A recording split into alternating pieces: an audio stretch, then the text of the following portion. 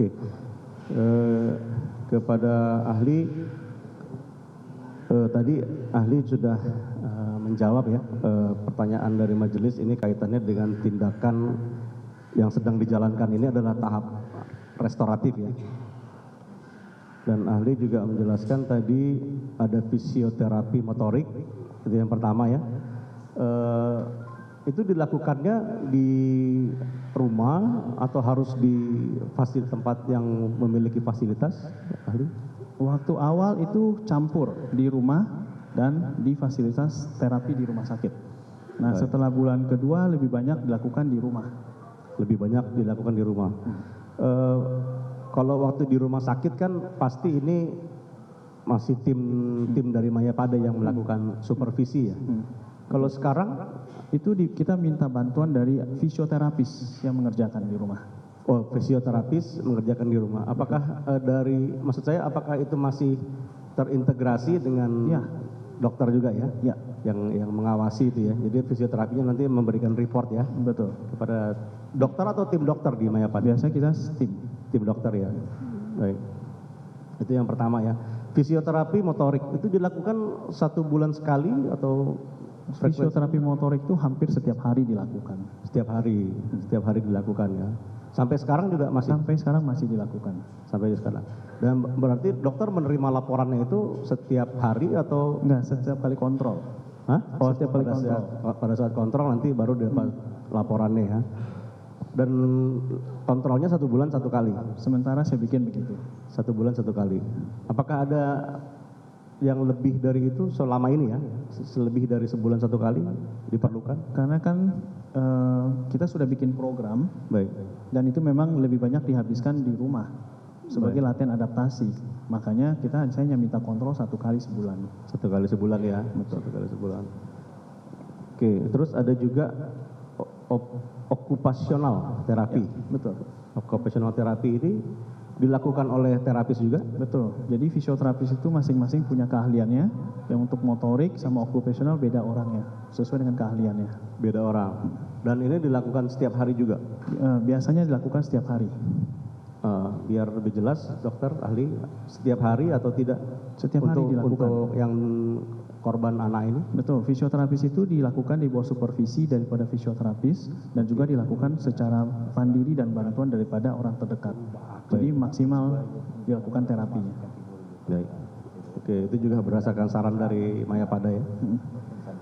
Kemudian ada psikolog terapis. Ini psikologis terapi ya. Nah, ini untuk belajar ya mentalnya ya. Ini dilakukannya bagaimana, Dok? Itu dilakukan di bawah arahan daripada psikolog. Di psikolog ya. Jadi memang anak ini harus datang ke fasilitas yang ada psikolognya ya. Betul. Ini dilakukan setiap hari atau? Biasa psikolog punya program masing-masing. Jadi ya, itu psikolog yang ngerti bagaimana melakukannya. Apakah ini juga disupervisi oleh Mayapada juga memberikan laporan? Dia disupervisi sama psikolog. Jadi psikolognya kalau nggak salah itu di luar dari Mayapada. Oh, di luar ya? Betul. Tapi kita yang meminta untuk ada supervisi daripada psikolog. Tapi ini saran dari dokter ya? Betul. Oke. Kemudian untuk kedepannya, Dok, apakah anak ini memerlukan biaya kerjasama perawat 24 jam? Sementara iya. Sementara iya. Baik. Apakah itu sekarang juga dilakukan? Masih dilakukan. Itu perawatnya dari Mayapada yang ditugaskan ke? Perawatnya perawat home care dari lembaga. Dari lembaga. Oke, dokter juga mengetahui itu ya? Ya. Baik. Kemudian apakah ada biaya bed elektrik?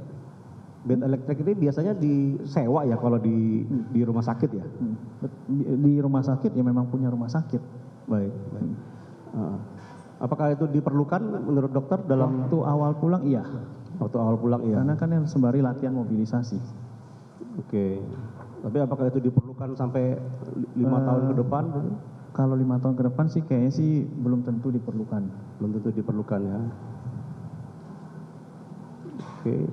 Nah, selain dari tahap restoratif ini, apakah ada penanganan khusus nih terhadap otaknya. Sementara kita masih memberikan obat-obatan sesuai dengan gejala yang dia punya. Obat-obatan aja ya. Betul. Tapi tadi stem cell nggak perlu lagi, Kita sih masih observasi dulu sih. masih observasi ya.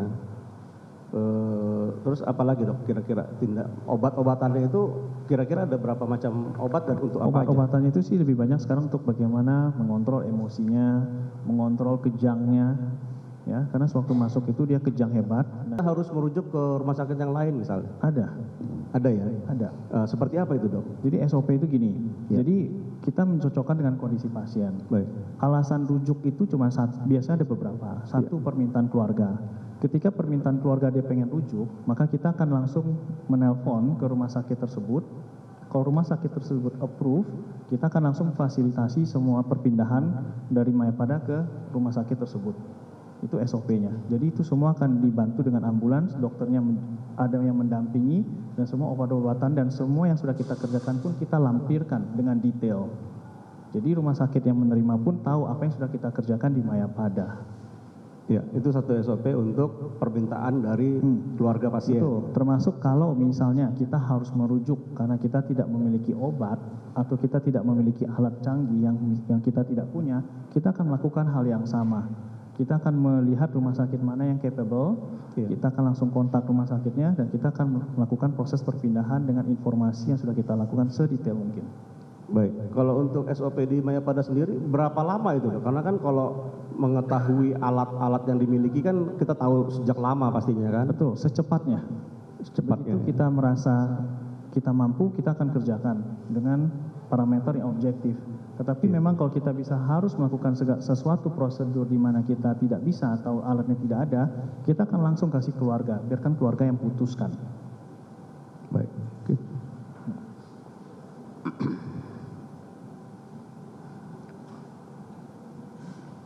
Ya, sementara cukup ya Mulia.